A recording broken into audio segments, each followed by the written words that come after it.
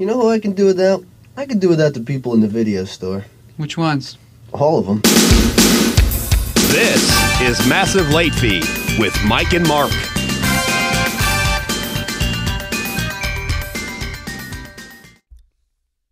Hi, everybody. Welcome to Massive Late Fee, the official entertainment podcast of MichiganSportsAndEntertainment.com. I'm Mark. With me, as always, is my co-host, Mike. How you doing, Mike? Good. Happy belated birthday, Mark. Thanks. We've had some technical difficulties here. This is the third time we're recording this, but hopefully, fingers crossed, everything will turn out fine. We're kind of growing our empire here a little bit. We've got some. I've got mail that I'm going to read later that we got.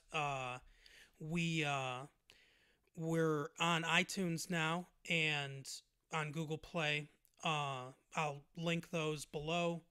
We also are on YouTube, obviously, and we'll be on Spotify soon as I can get syncing issues with our podcast host worked out. And as soon as that Weisenheimer Tom will let us, we'll be on MySpace Music. That's right. God, MySpace. What did they got bought out for like $1.5 billion or something like that and went defunct almost immediately? Yeah, pretty much. If you want to reach out to us, as a few people have, you can reach us at massivelatefee@gmail.com. We're on Twitter at massivelatefee. We're on Facebook at Massive Late Fee there. And maybe we'll get an Instagram if we ever decide that we want you to know what we look like. Hey, did you know that you can log into MySpace with your Facebook account now? You can? I mean, I didn't even know the website was still available. Yeah, it's still there. I don't know why I looked at it. Like, I think someone had like some music on there I was looking at. It's like log in with Facebook. I'm like, oh, that's pure defeat right there.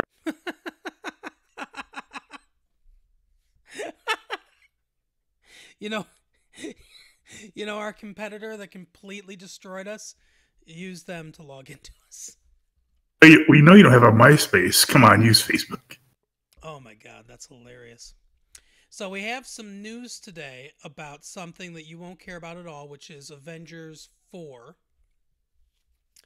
I had never seen an Avengers movie or a comic book. Well, I'd seen a few here and there, Batman and a couple of the Spider-Man movies, some of the real big ones. But I'd never seen any of the MCU movies until I started writing for Michigan Sports and Entertainment. And when I had to do the Black Panther review, I thought for context I should see the rest of them. So I watched, I think it was 18 movies in a week. Oh my God. Yeah, it was quite an undertaking. But I do enjoy them, even though I've never read any of the comics and was never really a comic person. They're entertaining films. But that's probably why, because I find like the books or comics I like, the movies are terrible. Yeah. Like, because I'm always comparing the two. Like, one of my favorite books or comics is The Watchmen. Like, I love The Watchmen. Mm-hmm. But the movie, the movie is really stylishly, it's really good. It looks a lot like the comic, but I mean, the movie is just like complete shit compared to the comic. Yeah, they changed Ozymandias a lot in that story too, didn't they? Not really. I mean, they glossed over a lot of the stuff. They took everything, like, they basically took all the substance out of the comic. Yeah. I mean, and that's kind of like, what is that, Zack Snyder? That's kind of what he does. Yeah. It looks really nice, but it says nothing. Hack Snyder. Oh, I thought his name was Zach. No, it is. But I don't like any of his movies. But I can't say I saw that. What's that? Spartacus out the ones with the Spartan. Troy? No, the one with that Gerard Butler guy. Oh, 300. Yeah, and that I mean, first I didn't like the fact that like the Persians were like monsters. Yeah, it was weird. That's a Frank Miller comic, 300, that he adapted. Yeah, so is what's that one movie? Sin City. That's a freak. I like Sin City quite a bit, actually. I do too. I like the second one not so much. I like some of Frank Miller's work, although I hear he's kind of an asshole. Yeah, I could see that. Like from what I've read, he just seems like an unpleasant kind of person. But I mean, it's kind of like a visionary, doesn't care what anyone else thinks, sort of thing. Mm-hmm. But yeah, And I think, no, go ahead. I like. I think he's like on the, I think he's like on the wrong side of the political spectrum, so he automatically gets like called out for being like a monster / fascist. Oh, is he? Is he? I don't know anything about his politics.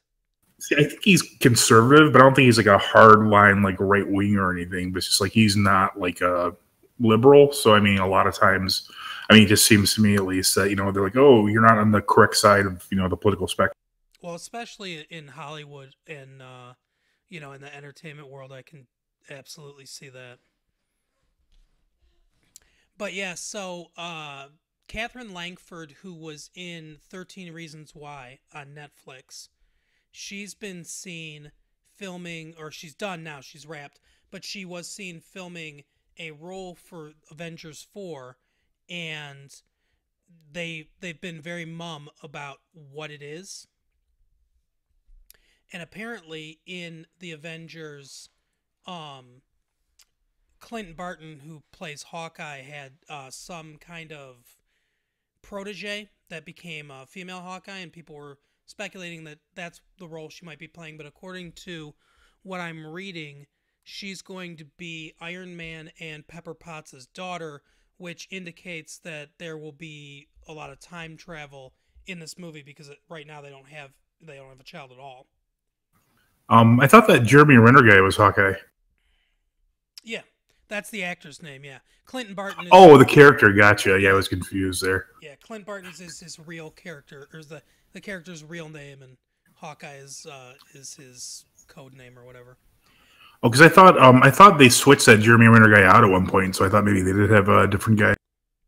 No. He's been Hawkeye since the beginning. But what I'm thinking they might do is they might move his character over to television, and because Disney's having a streaming service that's supposed to launch, I think, next year or early the year after, early 2020, and they might move. I feel like that they might move him to television.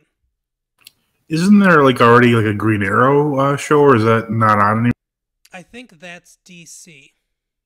Yeah, it is, but I thought there was like I mean, is there really room for two shows about guys who shoot arrows? two Archer hero based shows. Yeah, I don't know. That's a tough one. The only thing better than a guy who shoots arrows is a guy with a gun. Right. But I love like Hawkeye gets a lot of shit because he doesn't have any powers or anything like that. He just has the bow and arrow. He's basically just a really good hunter. But I doesn't he? Yeah. Doesn't he have the power of being an anachronism? But I love in I think it's in Age of Ultron.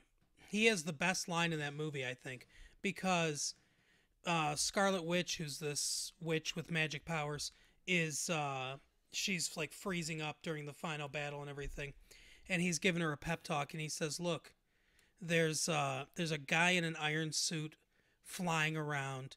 There are millions of deadly AIs. You have magic powers. I've got a bow and arrow. None of this makes sense." But yeah, so she might be Pepper Potts and Iron Man's daughter.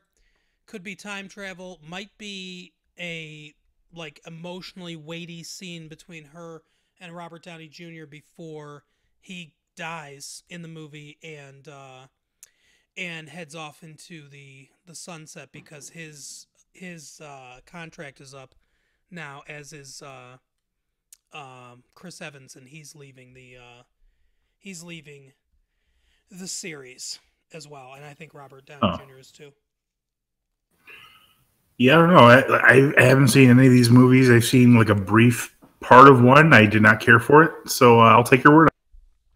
You know what is going to be the best is when the Infinity War Part 2, whatever they're going to call it, the next Avengers movie comes out, and I make you watch that for this podcast so we can talk about it. but not make you watch any of the other movies, so you have absolutely no context for anything that's happening.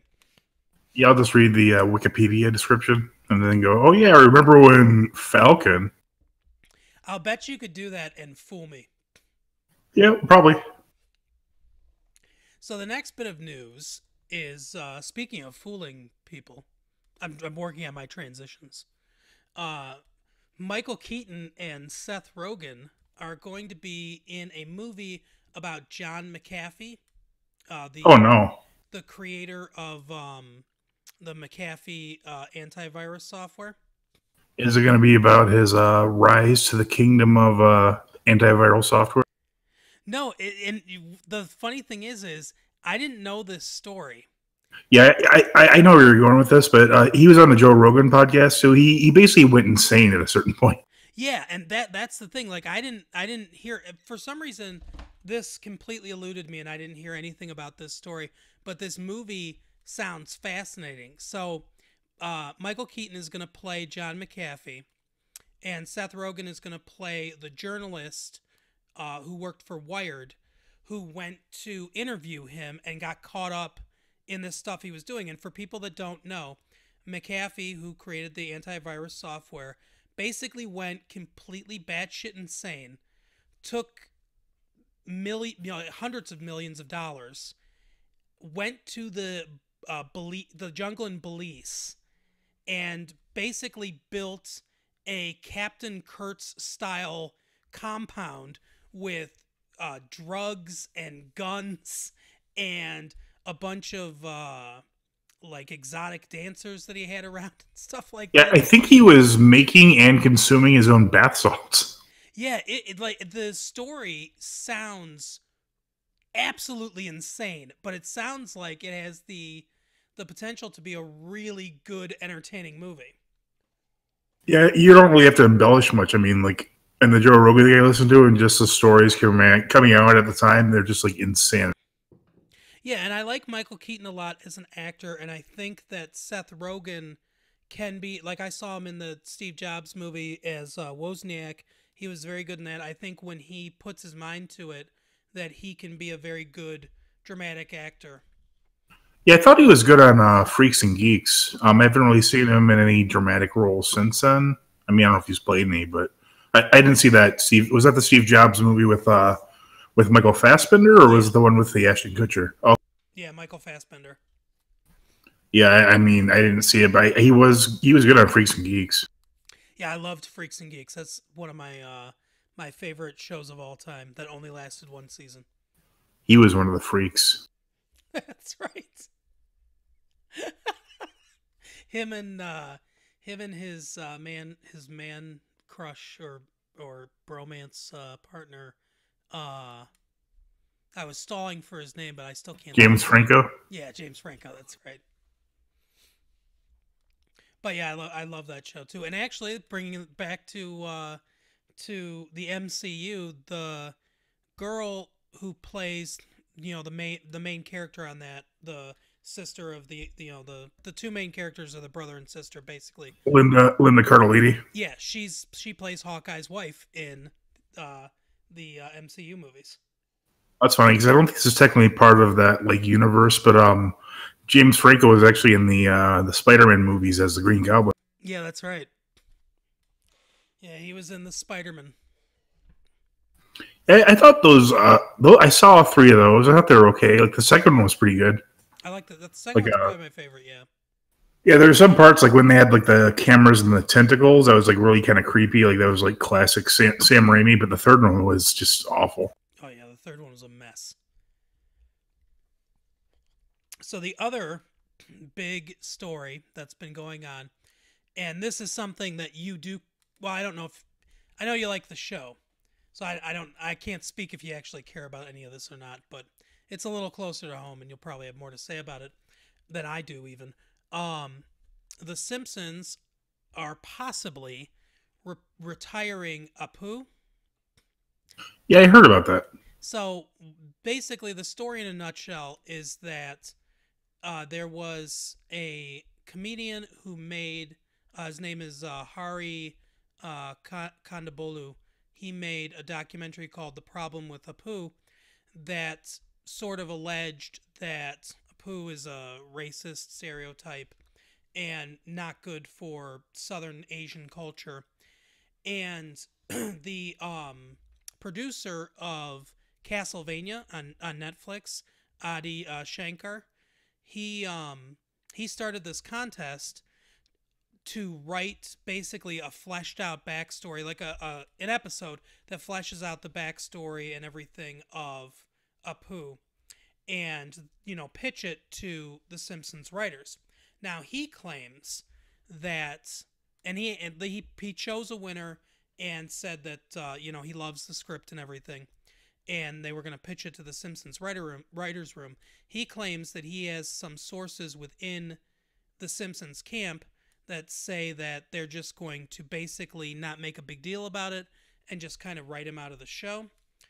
And then a couple days ago, Al Jean, one of the legendary producers of the Simpsons, basically tweeted out that Adi Shankar is not a producer of the show, and he kind of doesn't know what he's talking about. So, there's some dispute as to whether or not they're going to do it or not. When the documentary first came out, I don't know if you saw the episode. I think it's called No Good Book Goes Unpunished. Possibly, depending on. I kind of stopped watching it a while ago, but I've seen episodes here and there. What was the plot? It's basically about like Lisa has this thing at the end of the episode where she kind of looks straight to camera and says that the book, I can't remember what book it was either, but it was something beloved from the past, and it's too bad that people nowadays look at it through a different lens, and that Huckleberry Finn, maybe. Yeah, something like that. And that it's basically a direct rebuttal to the documentary. And so I mean, do you think that they should get rid of Apu? Do you think they should try to embellish his backstory to give him more depth as a character, or do you think that they just should completely ignore it? I mean, to be honest, I think the show is way past its prime time. I think they should just get rid of the show entirely. Yeah. Since it's probably still a cash cow for Fox. Why? I have no idea who's watching the show. I mean, people our age, I don't think are really watching it. I can't imagine people younger than us are really watching it. Yeah, I mean, I watched it, like you, I watched it when we were young. I think it came out in '89, and I think so. So I was still in elementary school when it came out, and I watched it when I was younger. I probably stopped watching it when I was around 14 or so. I think I watched it longer than you, but even then, like at a certain point, it was just like it's not even good. I mean, it doesn't. They weren't even like making funny references to their own self as they were. I mean, shows like South Park, I thought were much better. Yeah, I heard South Park even directly like address the Apu thing in an episode this year, but I haven't watched any of the South Park episodes this year. Yeah, they did. I haven't seen that episode either, but I heard that they did.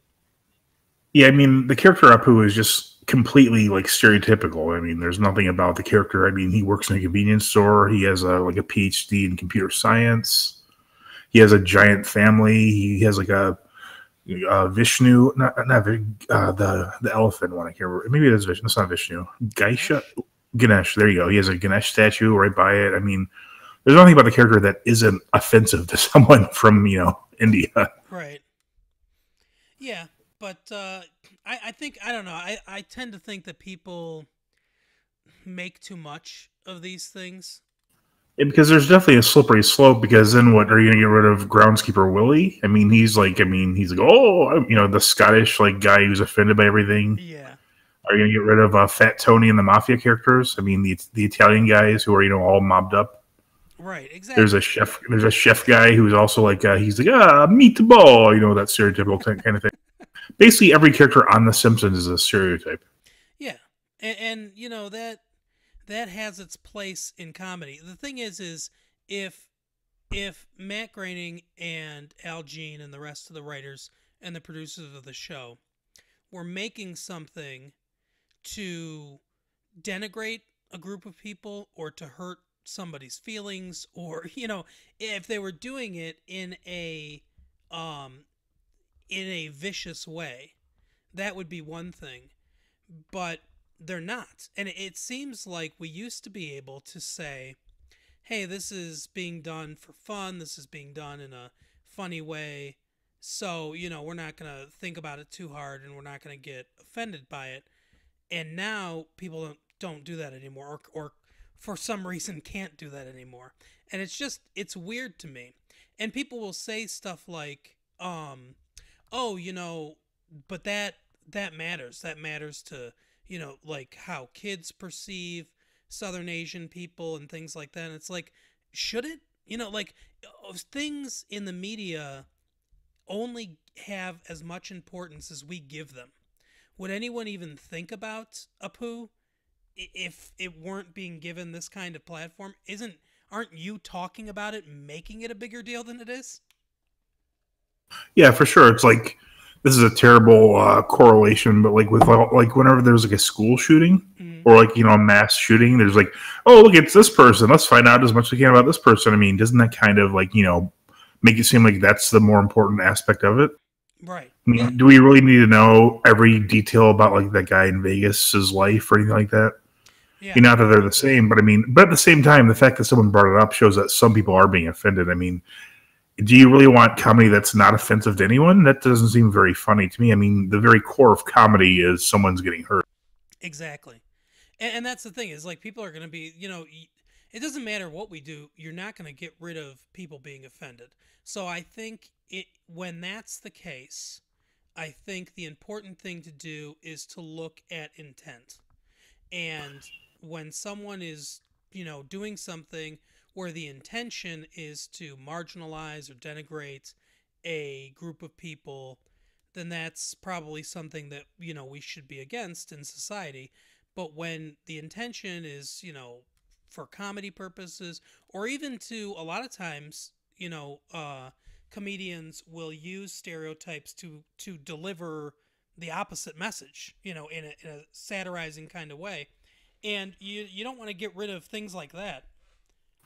Sure, but I think also another big part of this is, like you said, The Simpsons debuted in like 1989 or something like that. So it's a product of another era entirely at this point. I mean, the people who made and still work in The Simpsons, almost every one of them like are from a different time, or a different era in time where it's okay to like make fun of the stereotypes like they do. I mean, it's not necessarily the modern type of comedy, I guess, which is why people who are born, later than that and like have grown up, watching it are like completely unaware of the style of comedy. But at the same time, I mean, the show just has not evolved. It's the same jokes over and over. I just wish the show would go off the air.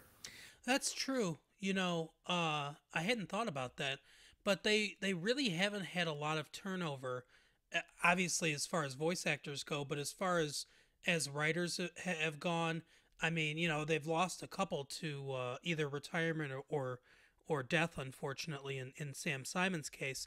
But yeah, they really haven't had a lot of turnover writer wise. So they really are kind of, the whole organization is sort of a relic. Yeah, and it's just like I know you've probably been seeing this. Did you ever see the movie Dumb and Dumber Part 2? I think I did, yeah. See, I saw it, and it was an odd movie because there were definitely parts that I thought were funny, but it seemed like it was made in the wrong era. I feel if the movie was made maybe 2 years after the original Dumb and Dumber movie, it would have been a huge hit. Well, yeah. But then, but all the joke, comedy evolves pretty quickly, and so all the jokes were essentially from a couple of years after the first one. So it's like they just didn't evolve. So it's like you're just looking at a relic or an antique at that point, which is kind of what The Simpsons has become. Yeah. Well, I agree with you. I think that that they should definitely go off the air at this point. I think they're going to be 30 years. Yeah, it's going to be 30 years. I think this is the start of their 30th season. I think you're right, yeah. So I think I mean that's enough. I mean, it's almost impossible, no matter how talented, and props to them for what they did and how they changed television and everything. And they were great and groundbreaking at the beginning, But Oh yeah, for sure. And they had amazing writers. Conan O'Brien was an early writer who, you could definitely tell watching the Conan O'Brien show that he had a huge influence on the early episodes of The Simpsons, or at least he was part of them because he has the same kind of like almost vaudevillian style of humor as some of the jokes from the earlier Simpsons. Yeah, for sure. But yeah, I mean, like no matter how talented you are, it's hard to make anything quality for 30 years. I mean, except this podcast. We'll be doing this podcast for 30 years. Yeah, probably. But as long as the blogosphere is still around. That's right. But besides, before they chain the doors on the internet of us. But besides this podcast, it's hard to do anything and maintain the same high level of quality for 30 years. I think it's enough at this point. I mean, I would have loved for them to have stopped in their prime. Like, some shows like Breaking Bad, which we've discussed quite a bit, stopped at the height of their popularity, and it was like a masterpiece. Yep. The Simpsons, if they had stopped after 6, 7 seasons, it would have been the best show ever. But it didn't, and so just everything they had built up has been destroyed. Yep. No, I agree. Well, speaking of television being destroyed, let's talk about... I gotta get better at these transitions. Let's talk about what we've been watching this week. Here's what we've been watching. What have you been viewing this week, Mike? I actually watched quite a bit of TV this week. Since it's tomorrow will be Halloween, it's the 30th today. I watched the movie Scream. The first Scream movie, the Wes Craven, Kevin Williamson joint, as they say. Right. And I mean, I really like that movie. It's like almost like a perfect horror movie. I mean, of course, they made a couple sequels of varying degree of quality, but the first one is just like everything about it is great. There's a really kind of scary surprises. There's a nice twist. There's a lot of callbacks to previous, horror movies. Like the character of Billy Loomis is a reference to both Halloween, which is in itself a reference to the movie Psycho. Yep. There's a good cast of characters. I mean, it's a parody at certain points. It's just it's a perfect movie. I love that first Scream movie too. It's funny how Wes Craven he was so influential on different aspects of the horror movie genre, like The Last House on the Left, and then obviously Nightmare on Elm Street. Shocker. That's another one. I think that came out in 1990. That's another one I saw in the theater. I saw a lot of horror movies in the theater with my cousin Ed when I was really way too young to see them. Yeah, I didn't see a lot in theaters, and I know he did that and like The People Under the Stairs, which I heard both of them were terrible. Yeah, The People Under the Stairs is a really weird movie. And of course, Wes Craven has a hilarious cameo in Scream where what's his name? Henry Winkler is the principal. Mm-hmm. He hears like a weird noise and he goes out in the hall, and there's Wes Craven wearing the traditional red and green sweater with a floppy kind of messed up hat. Yeah. He goes, "Fred, is that you?" And of course, Freddy Krueger was the janitor. I mean, obviously not at that high school, but yeah, but that was his job in the movie. But yeah, Scream is awesome, and it's an effective slasher movie while at the same time satirizing slasher movies. Oh yeah, I like that. It's one of the movies where you could rewatch it and still get some value out of it. Like you kind of like. When you rewatch it, you see certain things that, spoiler for a 30, 20-year-old movie, that the two killers, you could tell there's like, that if you were just watching it with, the knowledge of who the killers are, it's just so obvious that they are the killers. Yeah. And I like in that movie, and even in the sequels, when there's multiple killers trying to figure out like, oh, this is obviously him at this point or him at this point. Oh yeah. I never thought about doing that, going through and trying to figure out which one was doing it at what time. That's interesting. I should do that. Yeah, though at some points there's no logical sense, but I mean, especially in the second one with Laurie Metcalf and what's his name, Timothy Olyphant, I think. Yeah, I think that's right. Yeah, it doesn't make as much sense in the second one, but I kind of enjoy going back and watching it. What have you been watching? Well, I've been watching a lot of It's Always Sunny in Philadelphia, based on your recommendation, which I am loving. Mhm. That show.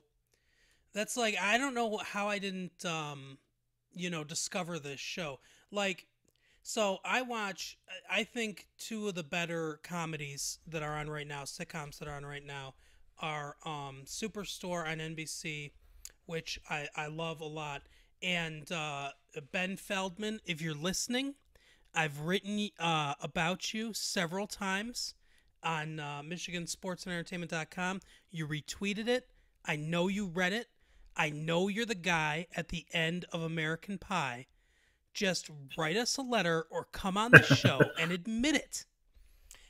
There's a DJ at the end of the movie American Pie that's wearing this big giant it looks like, I don't know if you remember, Johnny Carson used to play this character called Karnak, who was Yeah, like, is it when they're at the restaurant No. and there's like a DJ in the? they're actually at the prom.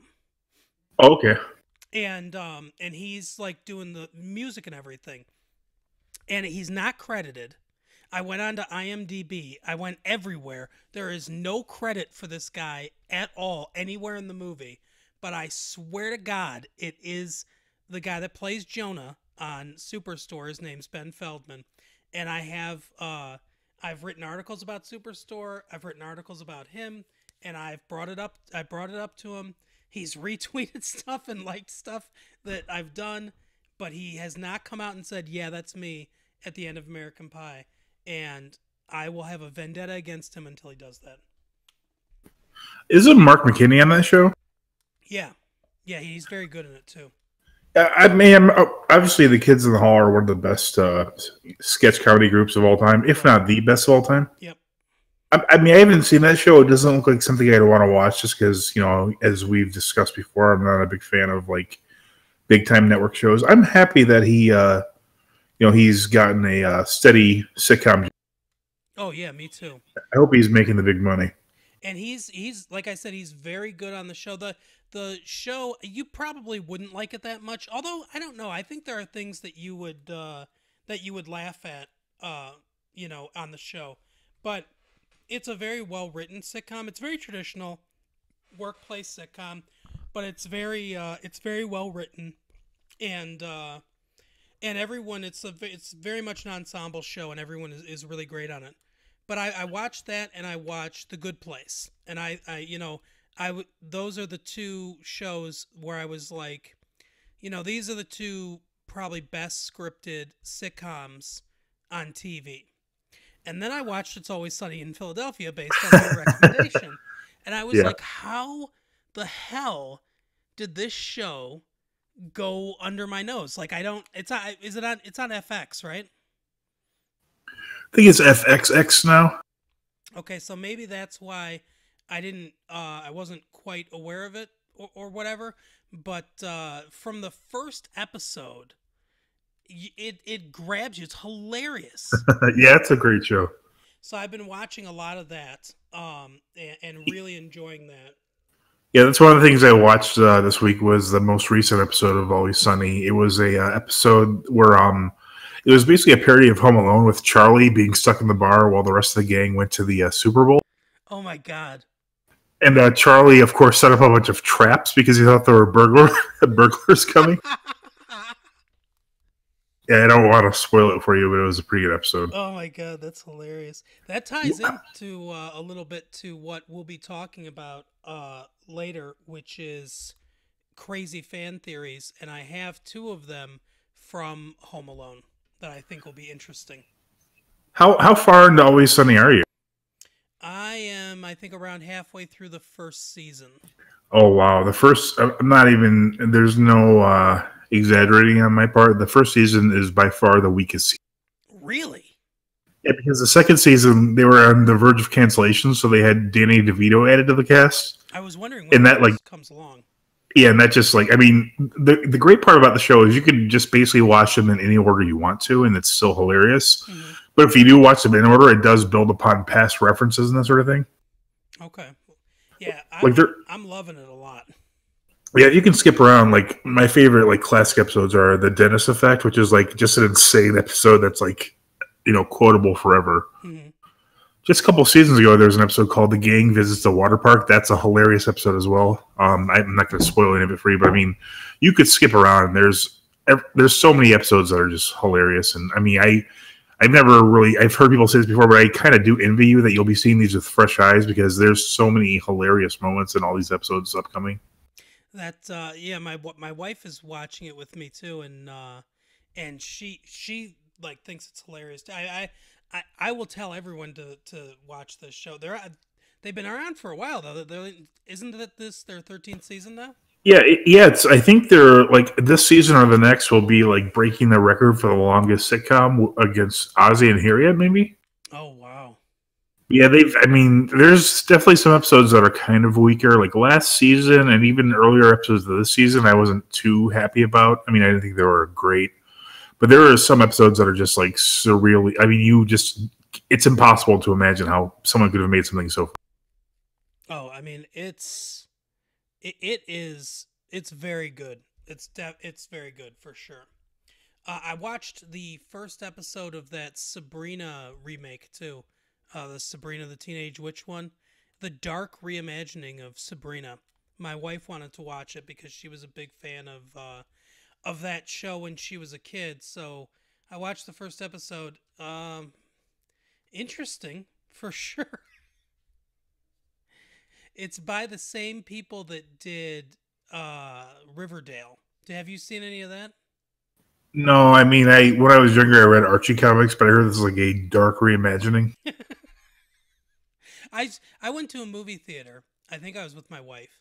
I went to a movie theater, and they played a commercial for that Riverdale before, this was probably 6 months before it actually came out. And I turned to my wife and I said, "A dark reimagining of Archie? Are you fucking kidding me?" A gritty reboot of the Riverdale gang. What are they gonna do next? I mean, Archie obviously as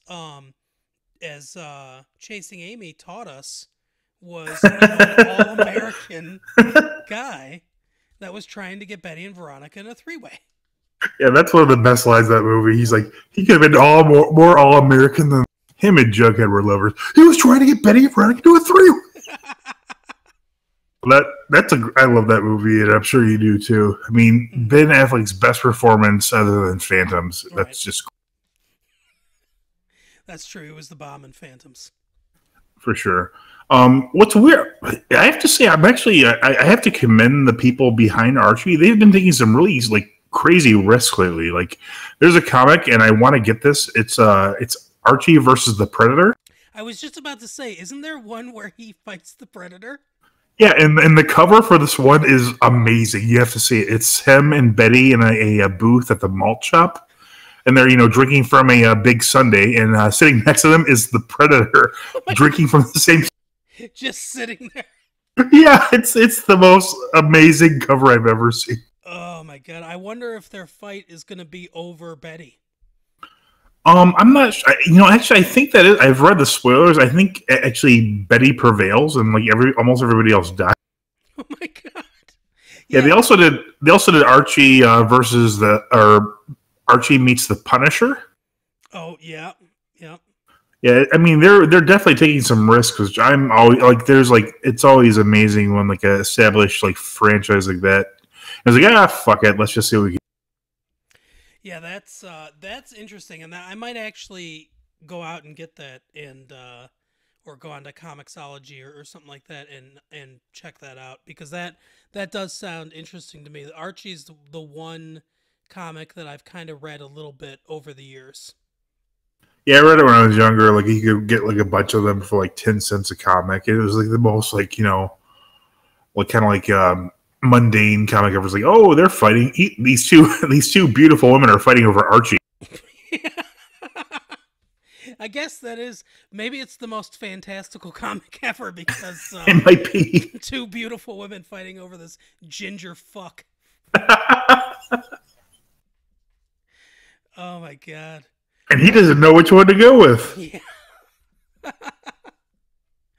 But so the Sabrina Netflix show is it's weird.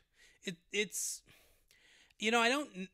I mean, I guess they made it Sabrina, just like we were talking about in one of our earlier podcasts about making that show Magnum PI, where they didn't have to make it Magnum PI, but they probably did it for either The money. name recognition. Yeah, and I think that's kind of why they did this, because it shares some elements with Sabrina. I mean, she has the same name. I guess it's ostensibly it's the same character. She has her cat is back, but not voiced hilariously by Nick Pikai this time. There wasn't. I never watched that old show, the Caroline Ray, Melissa Joan Hart one. Yeah. But I heard there was a drinking game that, like, if you ever if the cat like talks, you're supposed to like take a drink. And apparently at a certain point, you get alcohol poisoning. Yeah, From I was gonna say I think you'd get wasted every episode.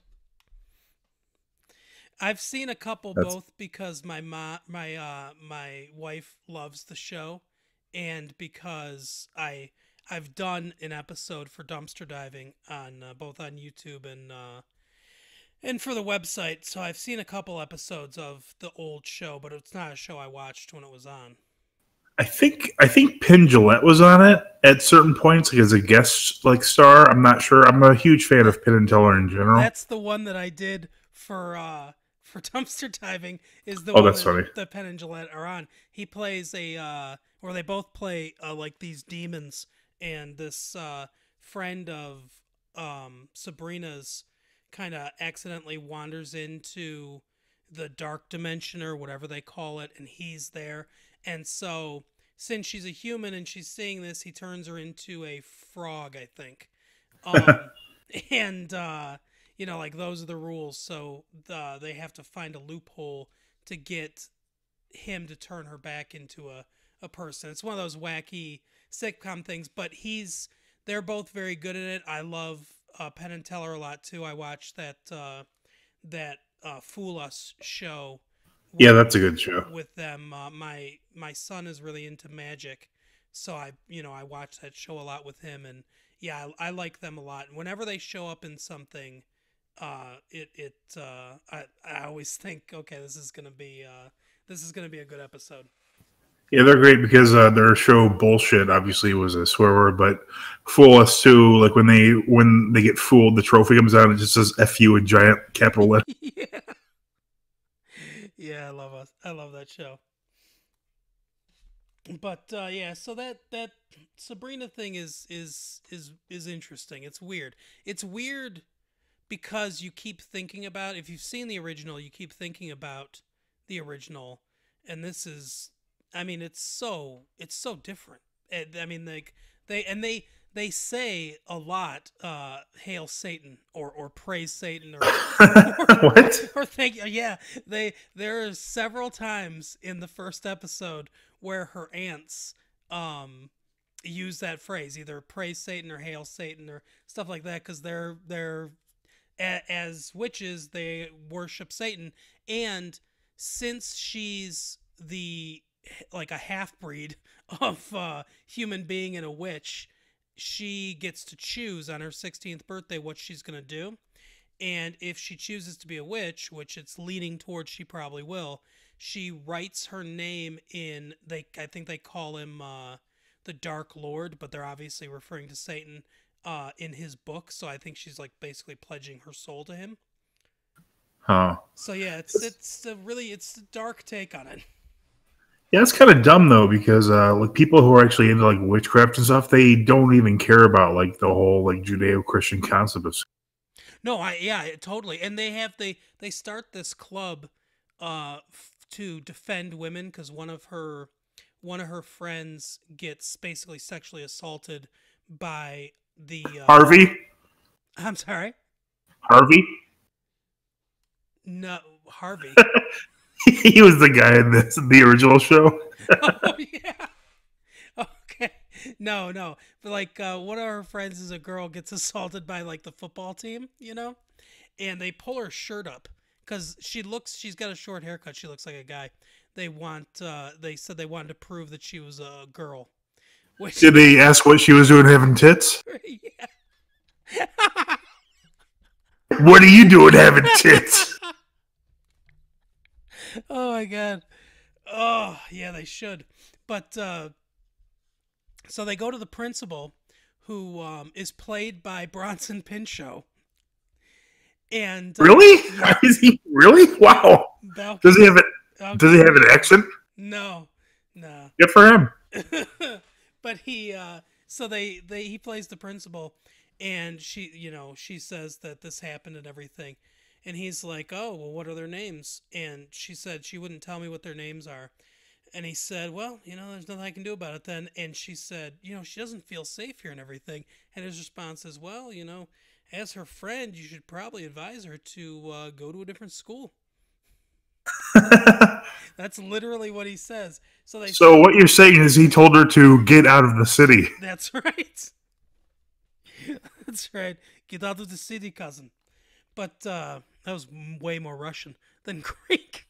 But so they, He was Myposian, not Greek. right. But they so anyway, they start this club for women, and the I can't remember exactly what all the letters stand for, but basically the acronym comes down to Wicca, which haha, take on witchcraft. But as you said, I would think that for the Wiccan community out there, this show would be pretty offensive. Oh yeah, for sure. I mean, it doesn't make it's like lazy writing. Is what it is. Like, hey, let's make a show about witches. Should we research it? Nah. Yeah, and I mean it's like I guess they have to have some kind of villain or evil force in the show, so they decide to just make it Satan and a bunch of demons because that's convenient for them, I suppose, instead of thinking outside Thought the out. box. Or in the box of the relative concept. Right. But yeah, so I watched that. It was weird. I don't really have a desire to watch any more of it. And the thing is if you're a big Sabrina fan, it's not. No one is. Right. But it's not. I mean, it's not anything like that show.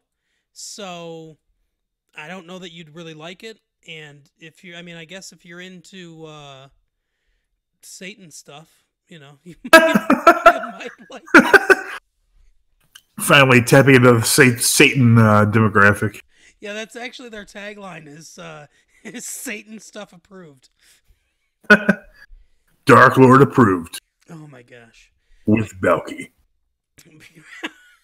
Well, at least he's getting work too.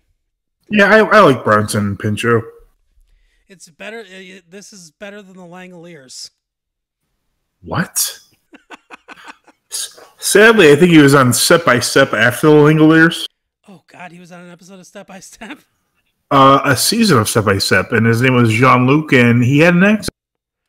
Oh, Step by Step, one of the worst pieces of shit to ever be produced. Yeah, that was pretty bad. Speaking of, I actually got a on Facebook, like the Time Hop or whatever. Mm-hmm. My wife sent me one that was pretty hilarious. It was Cody from Step by Step. It said, "Hey, Dana Burger, I'm not gonna beat you like I beat my wife in real life." Because he's a wife beater. Oh my God, yeah, that story. I mean, think about it though. Like, they let some dude that said he was their cousin sleep in his van outside their house. Another thing that'll ruin Step by Step for you, other than the acting. Your eyes. No, whenever you watch Cody play the guitar, his guitar is never plugged in. Oh yeah, that bugs me in a lot of different shows and movies. I mean, at first they start having it plugged in, they're like, who cares? Yeah, no one that watches this has any knowledge of anything else, or else they wouldn't be watching this show. Yeah, they're like, hey, if you're watching this, you're probably an idiot. Their key demographic was coma patients. And not the wise ones either. Right. Oh God. Yeah, that show had to be responsible for more suicides than adultery. I hate that show so much. But yeah, so I guess we will move on to our main topic of the day. Or no, that's right. We've got our regular feature. So, as you guys know, every week on the show, we have our regular feature, Pitch a Movie That Could Only Be Made in the 1980s. So Mike and I have put in a lot of thought, and by that I mean no thought, into what we're going to pitch today. I guess I'll go first. It's probably for the best. So, as you know, Dolph Lundgren cannot feature in the movie in any way. That's You know what? Yep. This is rare for us, but going off on a tangent. Did you know that Dolph Lundgren's going to be in Creed 2? Is it now? I know that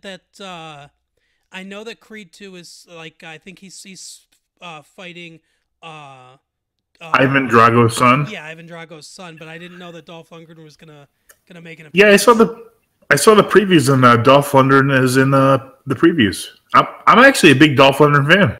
Yeah, I know you are, and he's a genius. He literally is a genius. He got a scholarship to MIT for chemical engineering. Yep.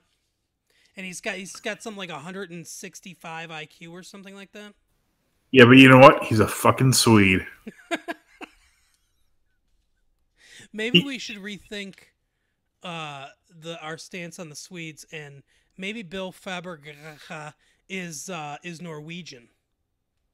He might be. Here's a great story. There was in Mexico. There was a pretty elaborate estate. A couple of burglars broke into it, and they started ransacking the house. Okay. They took all the jewelry, all the high priced sterling silverware. Mm-hmm. Then they went to the master bedroom. They saw the portrait of the homeowner, and they immediately dropped everything. Do you know who the homeowner was? I'm gonna guess Dolph Lundgren. Dolph Lundgren. Wow, he's got an estate in Mexico. I mean, he's a very bright guy, and I think he's a good actor in things I've seen him in. There's this movie called Silent Trigger. It was like direct to VHS. Mm-hmm. He's really. I don't know if you've seen the first Universal Soldier movie with him and Van Damme. Yep. He's good in that too. I like the first one for sure. Yeah, some of the other ones were really bad. He was in Johnny Mnemonic too, wasn't he? I don't know if he was. I think he was in. He one may have been, but he was in I honestly one of those like cybery early '90s or late '90s movies. Yeah, I'm sure you're right. I just don't remember. But I think he's a decent actor when he's used properly. Yeah. And there's a hilarious Always Sunny episode where he used Dolph Lundgren. Oh, really? Yeah, they mentioned him in one. I think he's actually in another. He's great. I'll definitely look forward to that. I like Dolph Lundgren a lot too. Like you said, I think the key with him is using him properly. Yeah, I mean he's obviously like a big muscly guy, but I mean he can act as well. Yeah, and that's the thing is you can't you shouldn't use him like Stallone uses him in The Expendables, is basically just like some muscle bound idiot, because that's not who he is, and that's not playing to his strengths as an actor. He's basically a thinking man's Arnold Schwarzenegger. Yeah, exactly. But was never used properly. I mean, he's as big as Arnold. He's like 6'5". He's like this huge guy. Arnold's like only like 6 foot 6. And I mean, he's super intelligent, and like he's like I mean, he could have been like a huge star. Maybe he is internationally. I don't know, but yeah, I'm a big fan. Oh yeah, me too. So, my entry for our regular segment, pitch a movie that could only be made in the 80s, takes a lot of the tropes of the 80s. So, obviously, you have to have kids who are doing a lot of swearing. There has to be a lot of violence, aimed at a young audience. A hard R movie aimed at a young audience, like RoboCop. Teenagers taking off their clothes and then getting murdered, and sexual crimes that are played off as a comedy. So as hijinks. Right, exactly. So my pitch is called The Babysitter Defenders. And what happens is it starts out with a group of 4 kids. There's the kind of jockey kid, there's the funny kid, there's the fat kid, and then there's the leader that has some sort of impediment, like asthma, or in this case, it's that he has a wooden leg. Full blown AIDS. So they all get together for a sleepover. Their parents have gone out for the night, someplace that it's hard for them to get back from, or they can't really reach them at. So, I'm thinking maybe like a day trip to Malibu or something like that. So they babysit. They have a hired babysitter to watch the kids, and she's decided that she's going to throw a party. So she's got, like 3 of her friends come over, and their boyfriends come over, and they're kind of partying and everything. And the kids, they want to, one of them has a book that his uncle left in their attic. And it turns out that his uncle was into, like, kind of demonology type stuff and everything. So this is like a Necronomicon type book. And they end up starting to read from it and everything. And they accidentally summon some demons. So, the girls and their boyfriends and stuff are having sex on the couch and everything. And the demons start attacking them. Oh, and before that, before the party happens, because we have to have the hijinks in there. The girls all get together first and decide they're going to invite their boyfriends and stuff like that. But they're in the bathroom with their tops completely off, doing their hair, talking to each other, just completely naked in a completely unrealistic way, like in every 80s movies.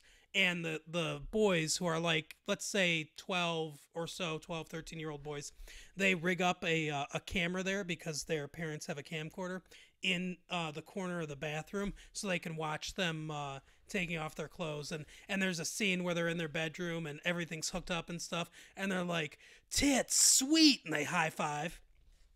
What? But anyway, so zombies start attacking them, and they start killing the boyfriends and stuff like that. And that's when it's time for the kids to get tough.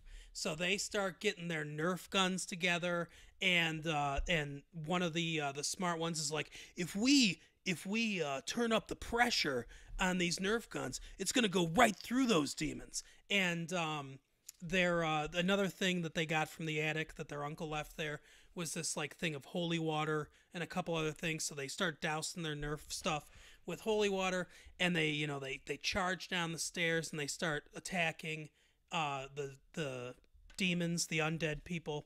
And they start, shooting their Nerfs, and their Nerfs go like right through them, giant hole through the chest, and everything. And it just turns into like this giant fight inside the house, where they defend the babysitters. And at the end, the leader guy gets a kiss on the cheek from the main babysitter, who's had a crush on for years. That'll be established early in the movie. But that's my movie that could only be made in the 80s. Wow, that's insane. So, Mike, do you have an entry for a movie that could only be made in the 80s? First of all, you remind me of another movie I watched this week. Okay. The 1990 version of Stephen King's It. Oh, yeah. What's weird about that movie is I didn't realize that Seth Green was in the movie. Yep. He plays Richie Tozer, I believe. Yep, the young Richie Tozer, yeah, who grows up to be Harry Anderson. Rest in peace, Harry Anderson. Rest in peace. But yeah, what's weird about it is I didn't realize it was Seth Green because he's like 17 where everybody else is 12. Yeah. Yeah, and what's his name? Who's the guy that hanged himself in that movie? Jonathan Brandis. Yeah, poor Jonathan Brandis. Some demons there. Scenario number 2. He's hanging by his neck in his fucking closet. That's Basketball is a good movie too. Yeah, but yeah, I kind of misinterpreted the concept of this. I thought you were going to ask for movies that could only be made in the 80s. Okay. By which I mean and by this I was going with the book. The book it could only be written in the. That's true. There's so much nostalgia for like the 30 years ago, 1955 era, and of course the infamous scene where the main characters have a gangbang. Yeah. You could do that these days. Ugh. What a Such a weird part. I don't understand that part of the book at all. It adds nothing. I like Stephen King a lot, as you know. Oh yeah, I do know that for sure. He's no Dean Koontz. But I can't defend that choice to put that in that book at all. It's weird. It's very weird. And they do it so that they can find their way back, apparently. I mean, it sounds like a line that one of the boys came up with. It's just like, hey, let's just tell Beverly that we can't find our way back unless we all bang her. Yeah, I'm trying to look that up. Because, Cujo was written in 1981. Mm-hmm. And the only reason I reference Cujo is because he says he was so fucked up out of drugs that he doesn't remember writing Cujo at all. Yeah, I've read that, yep. So I'm wondering, was it still part of his, drug-infused mania? I believe it was, yeah, because it came out before Misery, and Misery was kind of he wrote that sort of about cocaine, like basically Annie Wilkes was cocaine, and yeah, that makes sense, and like how it imprisoned him and everything, and so I think I'm pretty sure because I think it came out in 86. I just looked it up. Yeah, that's the only explanation I have for that book. Yeah, it's so messed up, and why you would think, hey, it'll be okay if I put this in a book. And there's another weird part with the whole Patrick Hockstetter part where he's whacking off and these weird I don't know, are they bees or beetles? Yeah. That's overly descriptive of a young person sexually as well. Yeah. Oh yeah. I don't think he's a pervert or anything. It's just weird that he put that in the book. Yeah, and there's a weird kind of suggestion that Patrick and the other guy, I can't remember his name. It's not Henry Bowers. Yeah, was it the guy who became Lurch or Maybe it is Henry Bowers? Yeah, it is. Yeah, where he was doing stuff to him too. Yeah, they might be gay. Yeah.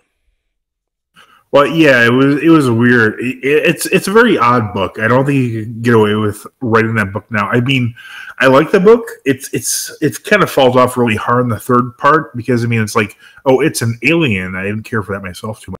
The ending is terrible, but Stephen King, as much as I love Stephen King's not good at writing endings. Yeah, and I think he could really benefit from a good editor for the most part. I think at a certain point he became such a force that they wouldn't even dare to properly edit his. Yeah, I agree.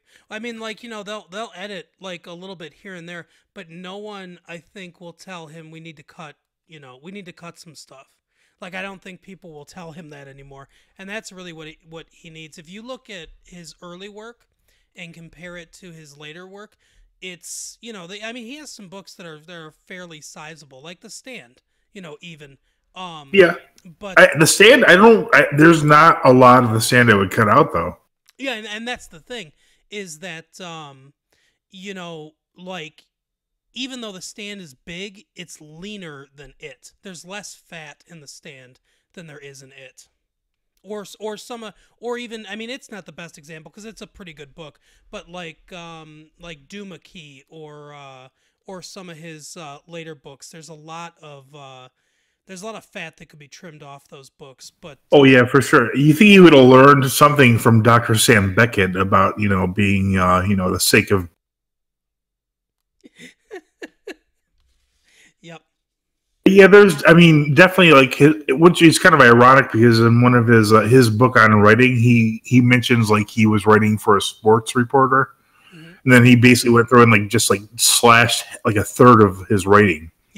And he's oh, that was revolutionary. But then later in his career, it's oh, whatever I write, just. Yeah, I think there tends to come a time as you get older as a writer where you just kind of, especially if you're super successful, where you just kind of get enamored to the point where it's like, I don't need to cut any of this. But I can't. I'm trying to think of this novella he wrote not too recently, but it was like, do you remember the story "It's a Good Life"? No, it's a good. It was about this. It was basically like a take up on the BTK killer. Oh yeah. Yes. It was some maybe it was that whole novella was really good, but it was like short. There was like maybe 4 stories. It might have been 500 pages. I don't think it was that. I mean, that seems like he was like came to his old form. That was almost like as good as different seasons. Yeah. There are some. I think I think he does a better job editing his short stories too. And Oh yeah, for sure. But yeah, in conclusion, I don't think you can make it today without a lot of people being very upset. No, that would be.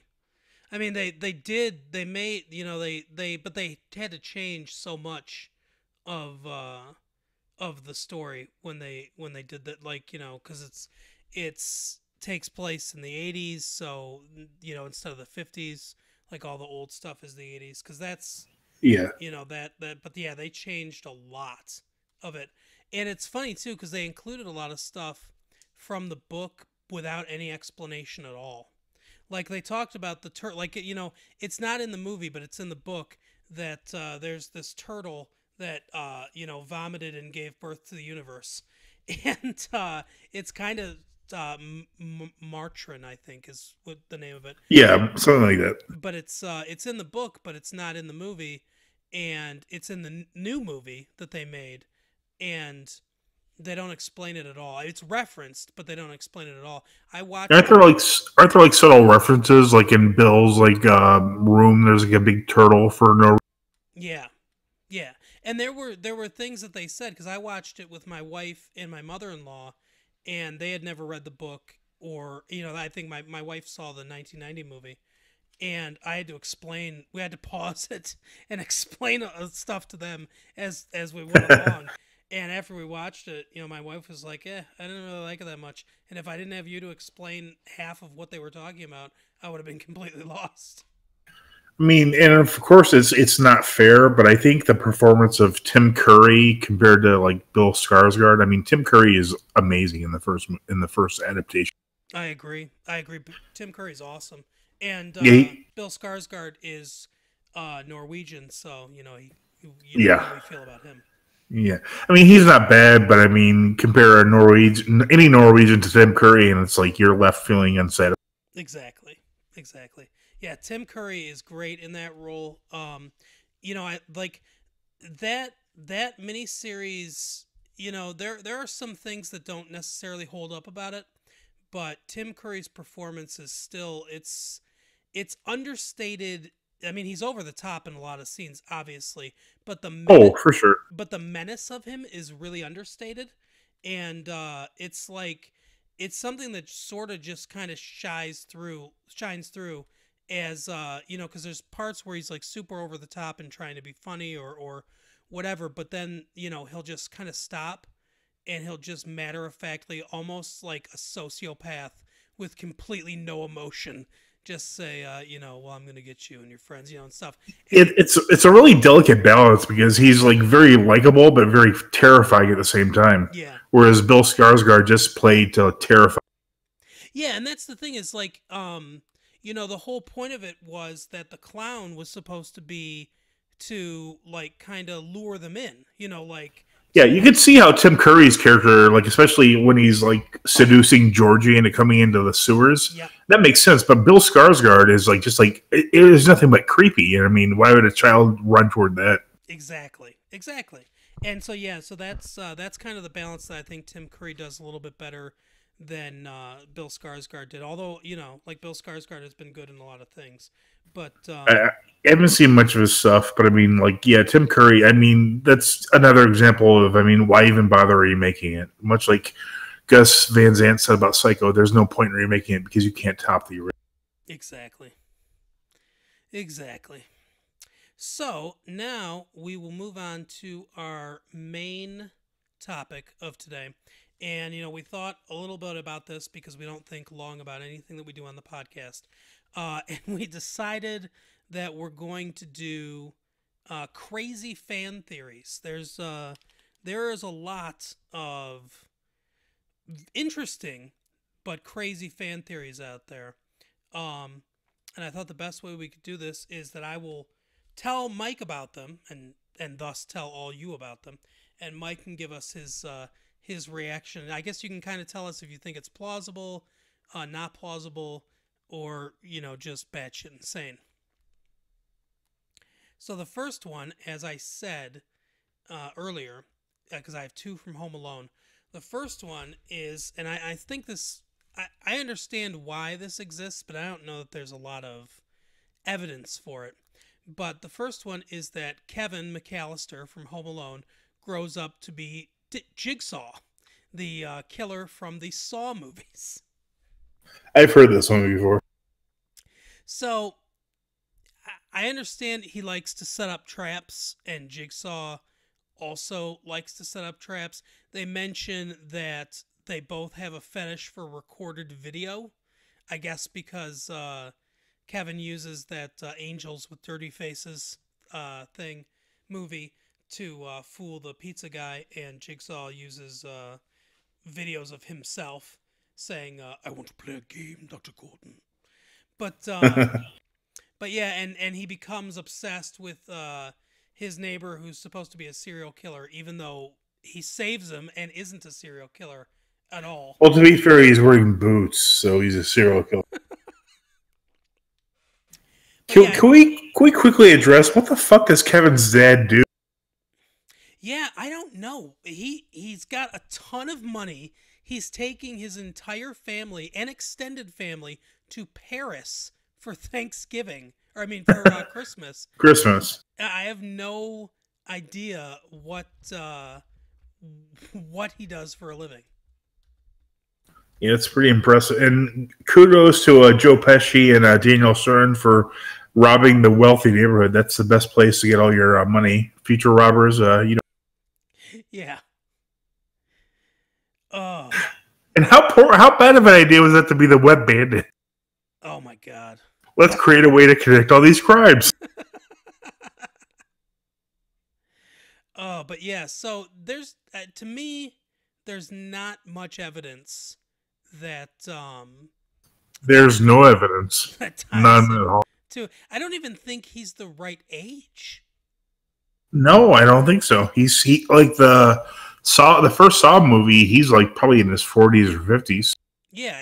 I think even older than his 40s. I think he's like in his early 50s, maybe late 50s. And they even give his name, which isn't Kevin McAllister. Yeah. Oh, they address that in this theory that he changes his name, but yeah. I mean, they both have blonde hair. I guess that's about as and the other thing too is they point out that they happen to have like puppets and stuff in the house. Oh, okay. But yeah, it doesn't make much sense to me. This other theory from Home Alone makes a little more sense to me and kind of makes it more fun. So this one is that Uncle Frank, if you remember the bald guy that says, "Look what you did, you little jerk." Yeah. And his son that wets the bed. Yeah, Fuller. Yeah, he is behind everything that happens in Home Alone. Okay, I haven't heard this one. So, the theory basically states that that Frank is jealous that his brother has so much money, and they kind of point to that, when he refuses to pay for the pizza, that when he first comes the pizza guy first comes to the house as the movie opens up, and like they say that he says, this is my brother's house, he'll pay for it, or he'll take care of it, right? And they're basically saying, he's saying, you see this is all my brother's stuff, he's gonna pay for it, kind of thing. So they set up that he's jealous, of his brother, and he wants to get back at him by robbing him. And so he kind of engineers the whole thing in this way. He has his son Fuller drink all that stuff so that, he'll wet the bed and everything. He when Fuller is asks when they're getting up and everything, he comes in and says, "Early, we'll be leaving at 8 a.m. on the dot." And so he when the pizza comes, he makes sure that everyone eats all the cheese pizza, knowing that Kevin's going to freak out about it before it happens. And then he's the one that puts the milk jug next to the tickets that gets Kevin's ticket wet so that, his ticket isn't there anymore. Yeah.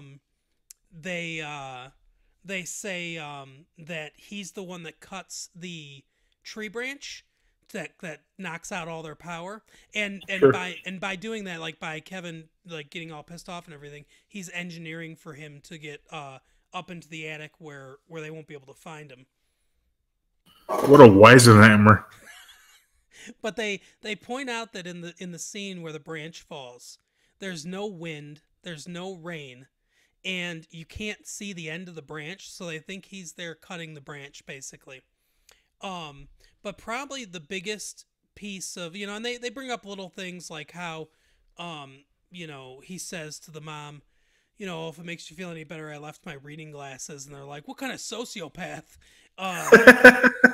equates a human being with reading glasses? But, so the big thing that they point out is the parents, when they get to France, they give Uncle Frank and his wife the contacts, and they say, hey, call everyone we know. And the wife comes in a little bit later and says, oh, we called everybody, we can't get anybody because it's the holidays, they're all out of town or whatever. And Frank, in the very next scene, is still on the phone. So they say, well, if they called everybody, who's he on the phone with? And who he's on the phone with is the Wet Bandits. And he tells them, because think about it, why are they so obsessed with that house in particular? If they think there's someone there, just rob the other houses where no one's at. But it has to be that one because that's the house that they're getting paid to rob by Frank. And What? And so he basically says to them, oh, the kid saw your face, you're gonna have to kill him, because they pretty quickly go from robbers to like, hey, we're gonna murder this fucking kid. My God. So that's kind of their evidence and the theory. What do you think about that one? Oh my God, that's the dumbest thing I've ever heard. That's why when John Hughes construct this like alternate like storyline where the uncle's trying to murder his nephew. It goes from lighthearted kids film to jealous murdering uncle. Hey, look at Buck's girlfriend. Also, my uncle's trying to murder me. Oh my God. Oh, that's good. So two of the more famous theories are, and I'm gonna assume you've heard of at least one of these. Do you know the Tommy Westfall theory? I don't think I do. Okay, so we talked about St. Elsewhere, I think last week or the week. Oh, okay, Tommy. That's the kid who has the snow globe, right? Yeah. So gotcha. Yeah, I do know that one. So at the end of this show, St. Elsewhere, it turns out that in one of the stupidest, and I liked St. Elsewhere too, but in one of the stupidest endings of all time, Tommy Westfall, who was played by Chad Allen, actually, turns out he has autism, and he's got this snow globe, and it turns out that the hospital is this hospital in the snow, or this building in the snow globe, and that everything that happened on the show, all the stuff that happened at the hospital, is all in his mind. The problem is that the producer of the show was a pretty prolific producer, and was it Tom Fontana? No, Oh, I thought he was. no, it was it Bochco? I think I'm trying to remember. I think it was Oh, Stephen okay. Bochco. Um, You know who they should have got. should They have should have got Chong. Chong. Oh, but let me see. See, I think Tom Fontana had something to do with it. He was the guy who was behind Oz. Oh, let me see. So it was created by Joshua Brand and John Falsely, developed by Mark Tinker and John Macias. I thought there was somebody involved as like an executive producer or something that was one of the bigger ones. I thought like did maybe Stephen Bochco wrote on the show or something like that. Cause yeah, like because they're talking about Hill Street Blues and he did that one and ER and Chicago Hope. But anyway, so oh yeah, Tom Fontana was one of the producers of the series. So was Bruce Paltrow, Gwyneth Paltrow's dad. Oh, okay. I didn't know he was a producer. Yeah, I think he produced. He was an actor, but he produced and a director, but he produced a decent amount of television in his time. But yeah, so unfortunately for the TV universe, several characters from St. Elsewhere crossed over into other shows, and then this guy it took a long time, but started making connections as to different characters in different shows, like Donald Westfall and a couple of the doctors were on an episode of Cheers, right? Okay. And so Cheers introduced Frasier Crane, so that gives you Frasier. The guy John Hemingway from the John LaRoquette Show called Frasier's Talk Show one time, so you got the John LaRoquette Show. The John LaRoquette Show once Didn't one of the Simpsons call Frasier too? yeah, yeah, Fuck. that's right. But so you get Firefly in there, Red Dwarf, which is a show that I love. It's a BBC show, but basically you can this guy has been able to, through references and stuff like that, link I love everything from I Love Lucy, Law and Order, Murder She Wrote, Star Trek, like almost every television show that has ever existed can somehow be linked together with St. Elsewhere, and in some kind of 6 degree of separation type thing. But basically it means that all those shows are taking place in the head of Tommy Westfall, the autistic boy, at the end of St. Elsewhere. Well, that's not good.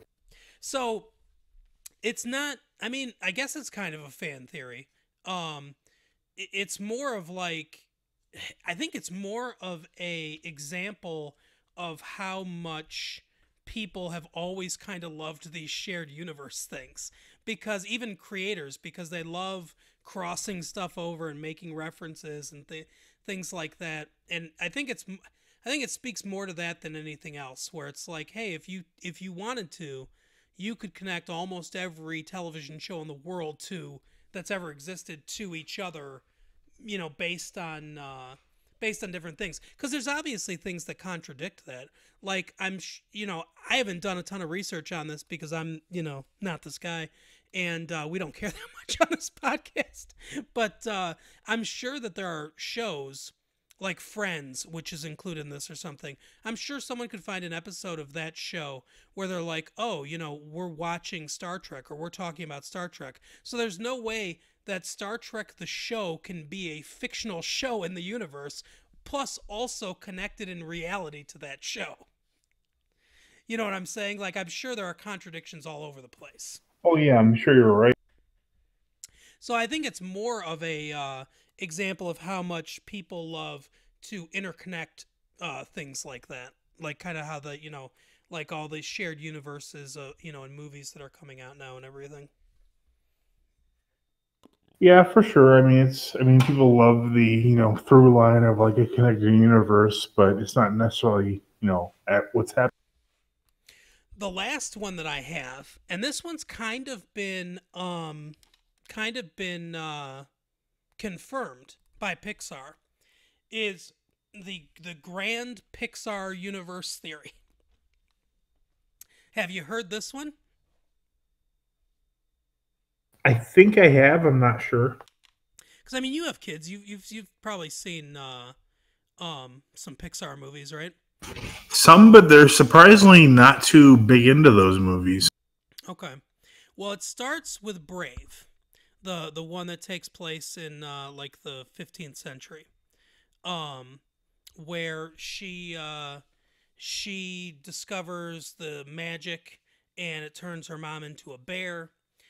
This magic has the power to, make inanimate objects and animals behave like human beings. And there's that witch who vanishes every time she walks through a wooden door. So we go from there to The Incredibles in the 1950s. So, like, the theory basically is that all Pixar movies take place in the same universe, which is the thing that Pixar is basically kind of confirmed that, all their movies take place in the same universe. Yeah, I have heard about that.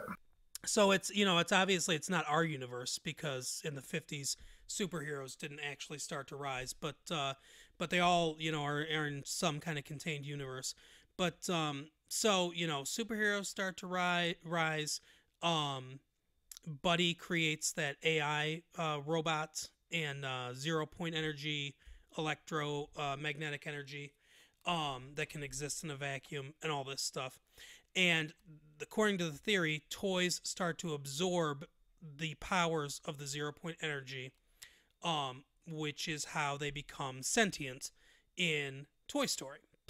So then, they become sentient. So we've got Toy Story, Toy Story 2. And then in Finding Nemo, we see that animals, maybe because of this magic from Brave, that's permeating throughout their universe, start to become more anthropomorphic and everything. That leads into Ratatouille, Toy Story 3, then in Up, we can see more anthropomorphization of animals and stuff with that dog that can speak with the help of that special collar. And then it starts to get super dark because we go to Cars, where apparently at some point the animals rose up against the humans in an effort to stop pollution, according to the theory. And the machines that were also sentient came to the defense of the humans and won the war against the animals, like drove the animals underground.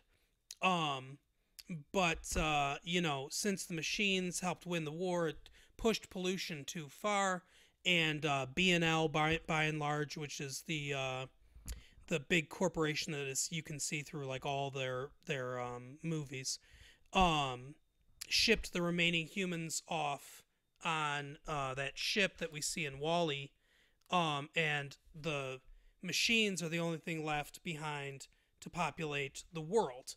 So, because you can see in Cars, and this, it makes some sense, because you can see man-made structures and man-made things in Cars, but there are no human beings anywhere.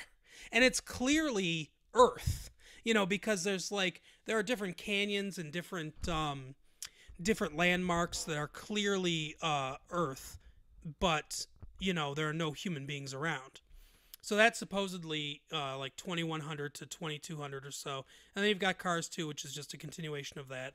Then you've got Wall-E, where it's like the human beings have been gone from Earth for so long, and then they end up, saving them and everything. I haven't actually watched Wall-E. But I took my oldest to see Wall-E, and I think she was around 3 or 4. And I was like, oh, a Pixar movie, she'll love this. and it's the slowest moving dull Pixar movie there is. I mean, the beginning is styled after 2001: A Space Odyssey, which famously starts incredibly slow with no dialogue whatsoever. It's a barn burner. Yeah, so she was, too young for that. So she started like crying and wanting to leave. So I ended up seeing like the first 20 minutes of Wall-E, taking her out, and I've never actually gone back and seen it. So you told her you'll be right back. You went home and made a sandwich, went to the bathroom, and then came back. Yeah, I just left her there. And then I said, did I miss anything? She's bawling. And what I missed was her because someone kidnapped her, and I've never seen her since. I'm sorry. But, so anyway, so from there we go to A Bug's Life, which is where, so now like, this is kind of like showing how the bugs are doing in a world without human beings, and in a world without human beings. And then we go to Monsters University, which was directed by someone who went to our high school. Did you know that? No, who was it? I think he was a senior when we were freshmen, I want to say. But yeah, what was their name, or do you not want to say? No, I mean, I guess I can say because he he's out there, like, I mean, anyone that wants to look it up knows that he directed the movie. But his name is Dan Scanlon. Never cared for him. I knew his brother Andy, who was a couple years younger, is a couple years younger than him. I knew him. Yeah, I don't know that name. I mean, good for them. I just don't know the name. But yeah, he went to our high school, and he ended up, I think he went to the Rhode Island School of Design and stuff like that. And he works for Pixar now. But so he directed Monsters University, and it's basically just kind of introducing the monsters and everything. And they say this takes place like around 4,500 to 5,000. And so their theory is that monsters are basically animals that have evolved in the absence of human beings and stuff like that into what we perceive as monsters.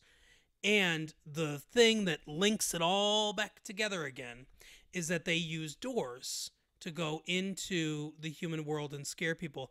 But the doors, they say, are actually portals to Earth in a different time, which leads us back to Boo, the girl from the first movie, who is the old woman at the beginning of Brave, the one that uses doors and keeps disappearing all the time. And in something that's either a giant coincidence or because Pixar loves to do this, loves to put little Easter eggs into their movies, in this one scene where you see the girl from Brave, Magda, I think her name is, talking to the old woman, you can see that she has a wood carving, and the big blue monster Sully from Monsters, Inc. is carved into it. Oh, that's weird. So, yeah, it kind of like everything kind of fits together as like a big cyclical thing. Now, I don't think it hasn't been updated to include some of the other newer movies like Finding Dory and like The Good Dinosaur and stuff like that. But I could see Dan Scanlon would approve. But I could see how The Good Dinosaur could fit in, if we're predicating that this is a dimension or a universe where dinosaurs didn't actually go extinct and then human beings came along later, I guess, or whatever. I don't know. But, I would assume that the guy that did it eventually is going to update it for the new Pixar movies. And, like, Inside Out is just kind of like, hey, that just takes place in a normal time. And toys happen to be alive in that movie, even though we see no evidence of it. But yeah, so that one I think is pretty interesting. What do you think about the plausibility of that Pixar theory? I mean, I've barely seen any of those movies. My kids, they like a lot of movies, but Pixar, it's not their favorite. Okay. Like, I've seen Brave, I've seen bits and pieces of the Toy Story movies, but not on purpose. We had a book on Monsters Inc. I didn't see the actual movie, but we read the book. Oh, that's cool. I've read about this theory you're talking about. It sounds plausible. Yeah, it's definitely an interesting one. I think these can be fun. Have you? I know you've seen Pulp Fiction. Have you ever heard the theory that what's in the briefcase is Marcellus Wallace's soul? Oh, yeah, I've heard that. Yeah, that's one that Quentin Tarantino came out himself and said, "No, it's not true." Have you seen Reservoir Dogs? Yeah. Another theory is that what's in the briefcase is the diamonds from the heist in Reservoir Dogs. Yeah. Yeah, I've heard that too. That seems more plausible to me. Although I just like that, and they never say what it is. That's, in my opinion, the ideal, function of the briefcase. It's a MacGuffin. yeah, exactly. Yeah, it's a complete MacGuffin, and that's what Quentin Tarantino has said. He said it doesn't matter what it is. It's a MacGuffin. It doesn't. It makes no difference. He's like one of the production guys thought that it would look better if we added a yellow light at the bottom when they open it up, and I've regretted that decision every day of my life since, because he hates all these theories, because he said it doesn't matter. It's not the point of the movie. Point of the movie is to get those guys in that room. So I think that movie is a perfect example of a journey type movie where the journey is more interesting than the goal. Yep, I agree. Like you said, the MacGuffin, it doesn't really matter, but the whole trip to get to the briefcase and see what happens with the briefcase and beyond the briefcase, the whole movie is just like pure storytelling, and it's an amazing. Yeah, I agree. And like there's so much like philosophy in it, and just kind of different ways to think, and different and there's little touches in the movie that, like every time Vincent goes to the bathroom, something bad happens. Yeah. And I mean, those things I think are things done on purpose. Mm-hmm. But the other one that I can think of, because the ones I did already are kind of the ones that I did the research on. I hadn't heard the Uncle Frank one at all before. But the other one that I can think of is that in Ferris Bueller's Day Off, that everything takes place in Cameron's head. Oh yeah, I've heard that one too. That's another one where it's like, these theories can be fun, but I like more the theories that kind of connect with what the director or the writer of the movie was actually trying to do or say. Yeah, some plausibility is always nice. But yeah, I mean, I get where that theory is coming from. I just don't think it really has a foothold in reality. No, not really. Oh, so that is our show for tonight. We will end tonight, as we end every night, with our Norm Macdonald joke of the week. Norm Macdonald joke of the week. You fellas have a lot of growing up to do, I'll tell you that. Ridiculous. Mike, do you have a Norm Macdonald joke that you would like to share with the people? I do, but I don't really want to spoil it, so I'd suggest you search Norm Macdonald, Dennis Miller Show, Ventriloquist. Oh my God, yes. Have you seen that? Yes, I have. You mean Majerison? You mean the guys? Oh, yes. Hey, do you mind if real quick I get my movie theory? No, yeah, go ahead. All right, this is complete. I have two. One is pretty well established. It's that James Bond is just a code name, and various people play the same person. I thought of that years ago, and I've seen a theory online of the same thing. Yeah, I've heard that. Makes perfect sense to me. Yep. The other one is completely insane, and if you look it up, the more insane it gets. Okay. The 1995 Chuck Norris movie Top Dog perfectly predicts the Oklahoma City bombing. Wait, what is it? What? What movie?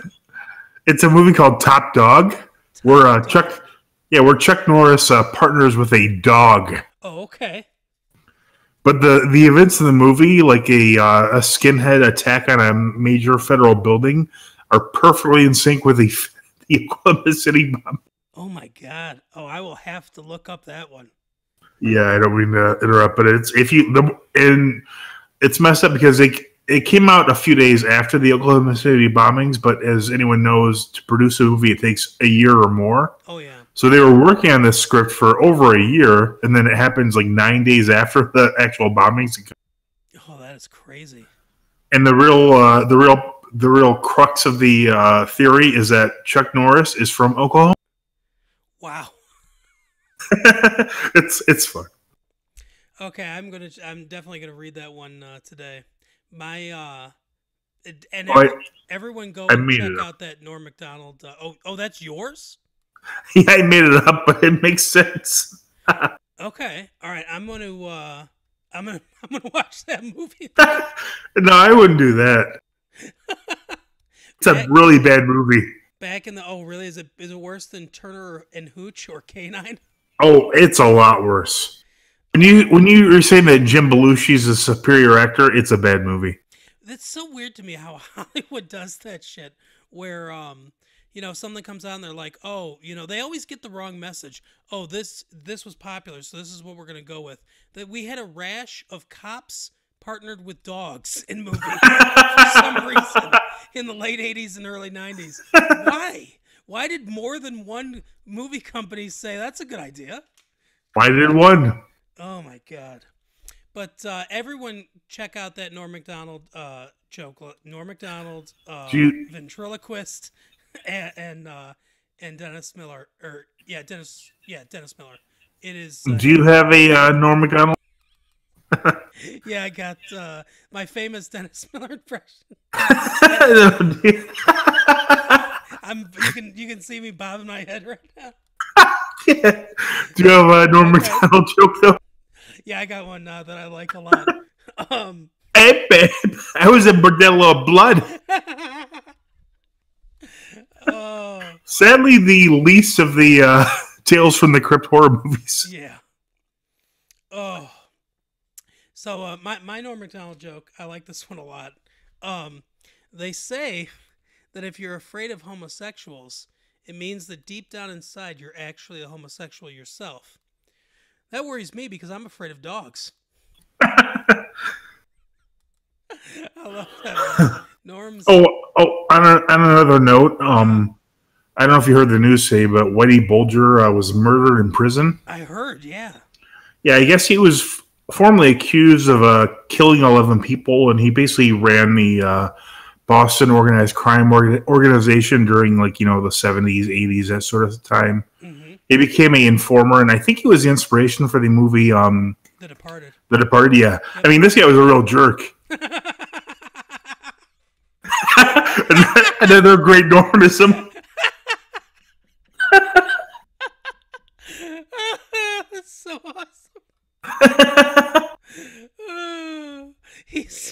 He goes into my favorite one, because he does that a few different times. My favorite one is when he goes into just a long story about Albert Fish. Yeah, that's good. And he was great not only in his attire but also his demeanor. Yeah. And the thing is like I can't remember who was on the show, but he's like that Albert Fish. It's like once he does the punchline, he's like, oh, that guy wasn't real. I would have heard about that, but he was totally real. And if you don't want to sleep at night, read about Albert Fish and what he did. He was a fucking monster, like one of the worst serial killers ever, who murdered and ate children, and wrote notes. Was a real jerk. Wrote notes to their parents and everything. But it's just like he goes into this just like lurid description of stuff that Albert Fish did, which is just monstrous, and then punctuates by saying, I mean, this guy's a real jerk. There's a Canadian guy too he did that about. I can't remember what his name was. John Boutros, maybe? Yeah, the one that that cut off his lover's penis and like killed him and ate him. Oh no, that's a different Canadian murder. This one, he killed all these people. Then he got on his when he was in the electric chair or something. He said he only wished his hands were big enough to choke the rest of humanity. Oh my god! I mean, a real jerk. That guy is a real jerk. Oh my gosh. All right, well, that is our show for tonight. Thank you for listening, everybody. Again, you can find us at Massive Late Fee on Twitter, Massive Late Fee on Facebook, and massivelatefee@gmail.com if you want to send us notes, some hate mail, or some love. You got anyone you want to shout out tonight? Wait, you said we had a letter, right? Oh, yeah, that's right, the letter. It's not from those fucking Scandinavians, is it? No, but I thought it was nice, and let me just pull it up real quick. I thought it was nice. It was some good mail, and I wanted to give some credit. So this, hold on one second, because I forget the guy's name too. I gotta get to Gmail. Do you want to shout out anybody while I'm wasting everyone's time? Yeah, I'll give a shout out to my friend Rob Towell, the first backer of the new Savage Worlds Deluxe Edition. Okay. And as always, America's sweetheart, Ted McGinley. That's right. If anyone's looking for a high-quality tattoo, look up Phil James, my good friend. He's an amazing artist, and he'll hook you up.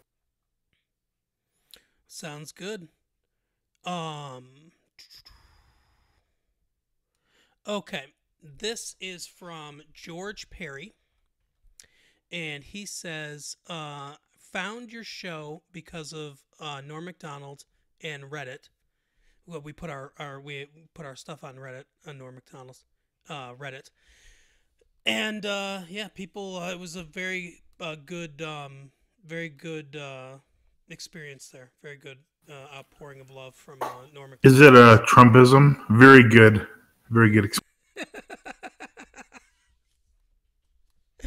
Oh God, I hope not. But anyway, so he says, I found your show due to Norm Macdonald and Reddit. I just want to say you guys rock. I don't really listen to podcasts that much, but I love your podcast. Keep up the good work. I'll be tuning in next week. So thank you for that, Mr. Perry. And like I said, anyone that wants to send us any mail, I'll read stuff on the air. Michigan. No Swedes. Yeah, that's right. No Swedes, though. MichiganSportsAndEntertainment.com. Shout out to Jason for doing our theme song. Like I said, we'll probably, rotate a little bit, as we get the chance to do that. But thanks, everyone, for watching, and we'll see you next time. Happy Halloween.